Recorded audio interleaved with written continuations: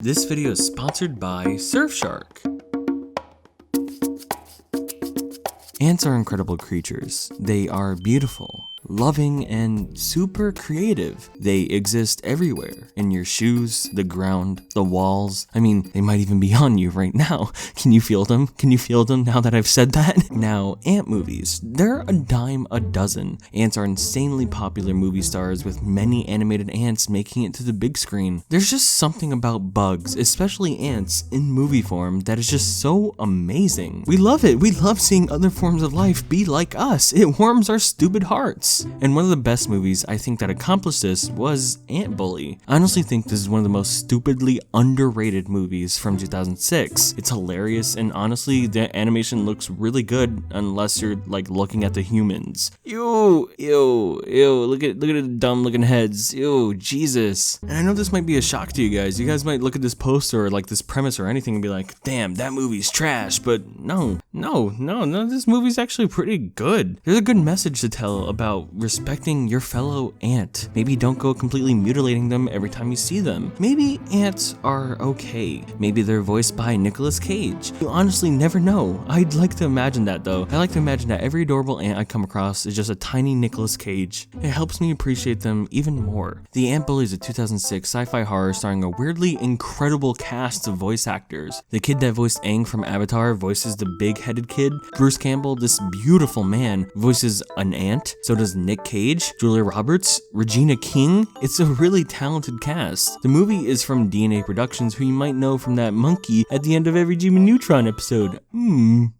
Monkey. And that's why I think this movie is super underrated. It seems like the team behind this really didn't care about the absurd story or premise. They made everything funny, they made everything dramatic, they made a lot of things just charming. They give a more detailed ant world than I will ever bother to know about ants in the real world. There's so much charm in this movie, it's incredible. This has to be a hidden gem that people just look past. Well, no more, sir. I am here to shed light, shed a magnifying glass, if you will, on the Ant Bully. This movie will no longer be bullied, it will be loved. It will be loved. The movie begins with ant dudes. We see this incredible ant make a journey with a piece of food. He joins his other ant friends carrying things back to their homeworld. They do this in a beautiful synced up pattern where we meet Nick Cage doing some ant work, a bunch of sleeping ants, and this is where we get a taste of the comedy, the voice acting. The voice acting is incredible. Honestly, what makes it special? Hey, what are you doing? Yeah, this is the sleeping chamber. Go to sleep. Don't make me come up there! I'm so sorry, but I must have the final ingredient for my potion. The timing in the situation of all of it is just really funny. And right off the bat, we learn Nick Cage is like, he's a wizard. He's a sorcerer. He finds crystals because he's smart with magic or something. That's not really important though. There's magic in this world, but let's just ignore that part. Meanwhile, on the surface, we meet our other main ant dudes alongside our human dude. Human dude is currently being bullied by gross looking kids. Now this is actually a character-defining moment. You see this because Ant Bully's a really deep movie, bro. It's a really deep movie with a lot of character. This main human dude, Lucas, he's being bullied and he can't defend himself. So he takes out his frustration on the ants.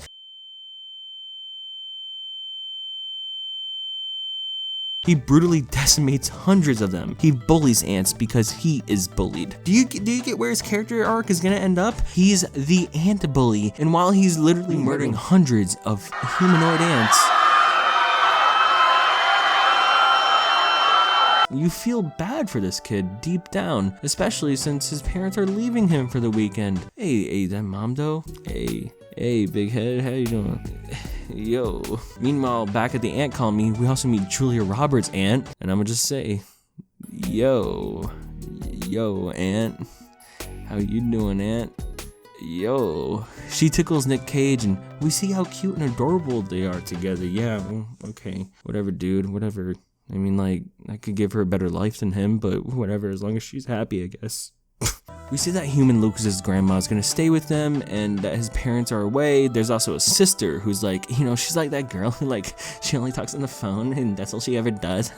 They don't matter. Neither of these characters matter in the movie. We also see human Lucas getting bullied even more, like a drive-by bombing. This movie's hardcore, man. This movie's really hardcore. One of the bombs don't explode though, and that's foreshadowing for later. And human Lucas then drowns the colony, once again sending hundreds of ants to the ant grave. We then meet Paul Giamatti, the exterminator. I love this character because you can feel the stench coming off of this man. You can feel his stink. It's in 4D. Later that night, the ants do something about human Lucas. They plan to stop his crimes. They do this by putting some slimy juice down his ears and causing him to shrink to the size of an ant.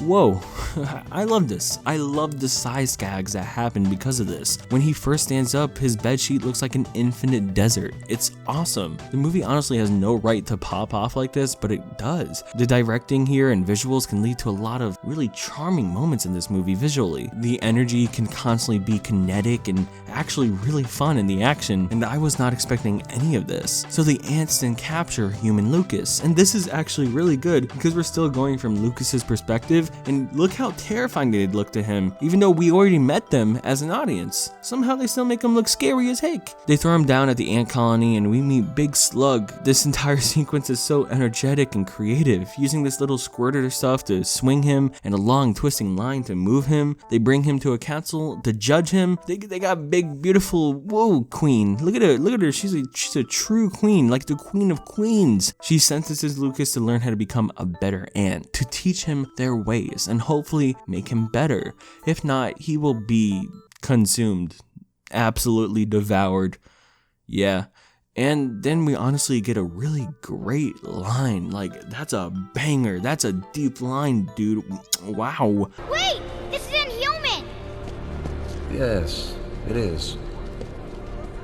Julia Roberts is the one to teach Lucas how to be better. The first step is foraging training. This training stuff is hard for Lucas, as you'll soon find out. But you know what isn't hard, or well, hard to use? Surfshark, today's sponsor. Surfshark is the easy to use, user-friendly VPN. I mean, there may be shark in the title, but even ants can use it. Surfshark VPN lets you secure your internet and protect your internet privacy by making your IP address hidden to all. Surfshark lets you use your VPN on unlimited devices simultaneously to protect as many as you'd like at once. With Surfshark, you can access parts of the internet globe you wouldn't normally be able to with servers in countries everywhere. Personally, I use it to get Netflix in Europe because they have a better selection. Like as an example, the Dragon Ball movies are available on Netflix in the UK, while they're not available in the United States. And that's really cool that you're able to watch them thanks to Surfshark VPN. If you go to surfshark.deals/24framesofnick and use code 24framesofnick to get 85% off a 2-year plan and 3 extra months free, you can start protecting your internet privacy today and enjoying some of that Europe Netflix. So tell your ant friends to go to surfshark.deals/24framesofnick and use code 24framesofnick.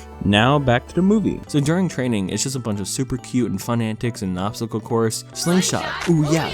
They get to a jelly bean and have to climb with it, but Lucas can't, because he's not an ant. He can't do that, shiz. He's not Spider-Man, or well, Ant-Man in this case. Yeah. Lucas feels like a failure and walks with Julia Roberts' ant until they are literally invaded. They are invaded by bigger ant dudes that steal their caterpillar cows. This is the Cold War all over again. Oh jeez. All the bigger ants are Russian, of course. My turn! Just like the Cold War. But don't worry, Nick Cage is a sorcerer. He's not the sorcerer apprentice, he's the sorcerer. Lucas, oh boy, Lucas then needs to save Julia Roberts' aunt, but he doesn't. He abandons her. Wow, man, that's my girlfriend and you're gonna leave her like that?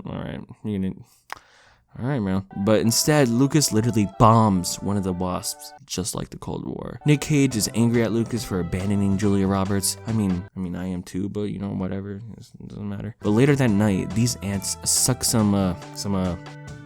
green ball thing. I want this. I want to inhale these bad boys like it's the last day on Earth. I want these. I want to taste what these are like so bad. We then get some wisdom walking with big keys and coins.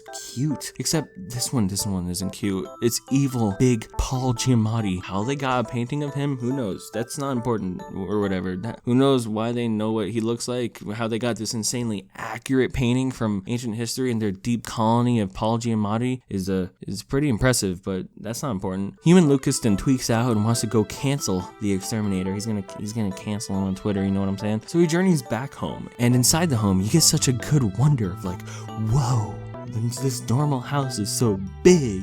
It's cute, it's fun. Human Lucas then cries like a wimp, and they're all killed by Lucas's sister. Sad. That's really sad. This makes Nick Cage sad, but don't worry, they be chillin'. They be chillin', dude. But Nick Cage makes Lucas run away, and when they go find him, they fight Big Frog. Hova. Lucas dies, and inside Frig's belly, there's a bunch of colorful cuties. Ooh, he's a cutie. Jesus, God, that's kind of gross. The next day, Paul Giamatti comes back to destroy their tiny, dumb ant colony. But they fight back. They battle. They battle the great battle. Ant versus man. It's powerful. It's beautiful. It's told in the great history books of our generations. Lives are lost. Souls are extinguished. But then, all of a sudden, Lucas gains ant powers. He straight up gains ant powers, dude. He gains super strength and Spider-Man powers. What? I mean, sure, but they use the same power they used on Human Lucas to shrink him in a very funny way. Now look at Paul Giamatti. Look at him, little pinhead looking dummy. The ants then make Lucas big again, and he then stands up to the bully by having him be bullied. Okay, well, that's not the lesson I think we got from the rest of the movie, but sure, dude, sure. I guess it works in a way. Not really, but sure. Ant bully is good, if not great. There's so much charm, creativity, wit in this movie. It's a hilarious, somewhat pure animated movie. This is one that just seems like it would be so unbelievably bad, but it's actually really good. The voice acting is great. Dinner is served, and I'm the dessert. The animation, while sometimes disturbing, is creatively fun and energetic. It's a movie that just says, hey, we're gonna have some fun. The designs of the ants are cute too. Nick Cage's ant head looks like a wizard's hat, subtly, because, you know, that's who he is. And then, my girl, we all know what's up with her. You know what I'm saying? This movie is actually just really good, and I think it's just charming. I wish there was more movies that came out of the studio. There's only like the Jimmy Neutron movie, Ant Bully, and some Santa movie with reindeer, but I watched even a little bit of that, and that seemed really fun and energetic too. This just seems like a studio that just had a lot of potential, and I'm sad that they haven't made anything else. Ant Bully is just a great movie to come out of them. There's just so much comedy, and when it's harmless, and when it's just really whimsical, and there's a lot of wow factor and everything, and it's actually really wholesome. Why would you not like this movie? I could have bullied this movie. I could have bullied this movie so hard. I could have ant bullied it, but I loved it. I loved the charm, the humor. I love her. I love her. I do. I gotta say it. Too bad she's an ant and I'm a human. We can never be together.